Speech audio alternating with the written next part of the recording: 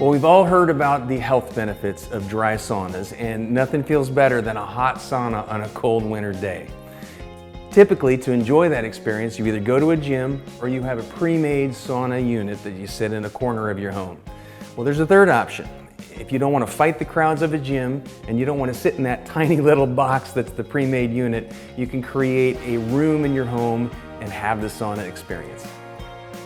So the first thing you notice when you walk into this room is the wonderful smell of all the cedar that surrounds you.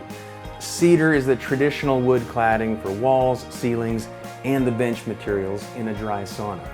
And it really creates a beautiful room and a visual warmth that goes along with the literal warmth created by our heating system.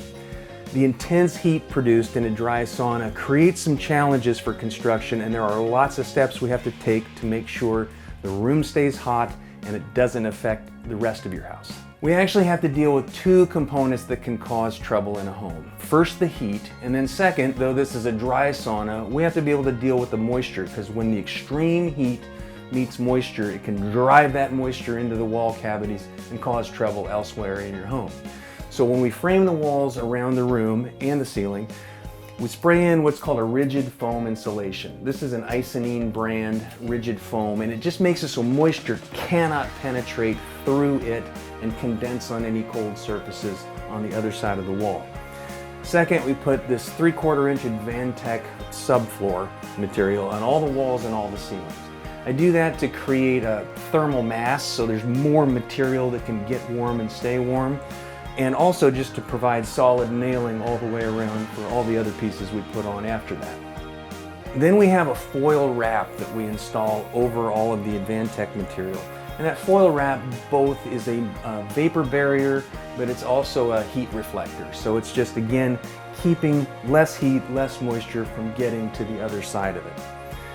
After that, we put on furring strips, and these furring strips are intended to be what our finished cedar boards are nailed onto, but it creates an air space behind it. So again, there's just less heat transfer from the very, very hot, up to 200 degrees plus cedar surface into the subfloor material, which then reduces the load into the insulation. So our objective is to keep the room hot and not have heat or moisture get out past our assembly.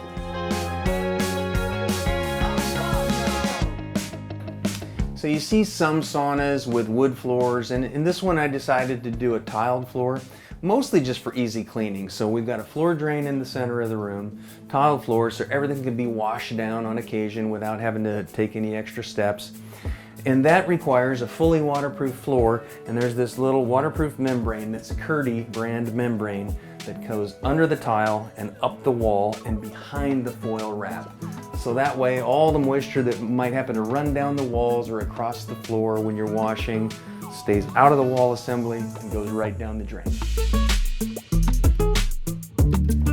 There are a lot of different options for your sauna heating unit. There's different aesthetic options and temperature ranges from like 180 to 220 degrees. This is a wall-mounted 200-degree unit, so it's going to get plenty hot in here and it doesn't take up floor space. The rocks are intended just to heat up and hold the heat to mitigate the spikes in heat from when it turns on and turns off. So it just creates a moderating effect, so it's always releasing heat from those stones while you're sitting in the room. Now, to manage that heat, we've got to have a thermostat within 6 inches of the ceiling. So that's reading the temperature, sending it to our controls outside so it doesn't overheat. Of course, for your own knowledge, you need to know how hot it gets, so you got to have your own thermometer on the wall. And because it's too hot for electronics in a sauna, we've got these neat sand hourglass timers, and it's 15 minutes per side. So if you got a half-hour session, you flip it around midway. Another important component in saunas is ventilation. You would think you just want to seal up the room tight and just get it as hot as possible, and that doesn't require any fresh air. But to get a more even heat throughout your sauna, there needs to be an air intake at or below the height of the heating unit that brings in a little fresh air that works its way through the room to the outlet in the upper opposite corner. Proper ventilation in your sauna helps to keep the temperatures from top to bottom more even, and also by bringing in fresh air, it gives you much needed oxygen when you're sitting in a really hot sauna, and will help you stay in there for longer. Lighting is also an important part of your sauna. You can do decorative lighting in areas like under the benches. You have recessed lighting in the ceiling, and that can be put on a dimmer so you can have lighting just perfect in your sauna. But all of these things need to be rated for a high heat environment, so they're not just normal off-the-shelf things. They've got to be sauna specific. There are no limits to the size and configuration of a sauna that we can create in your home. You can design it to serve your needs exactly the way you want to use it, and I would be happy to help.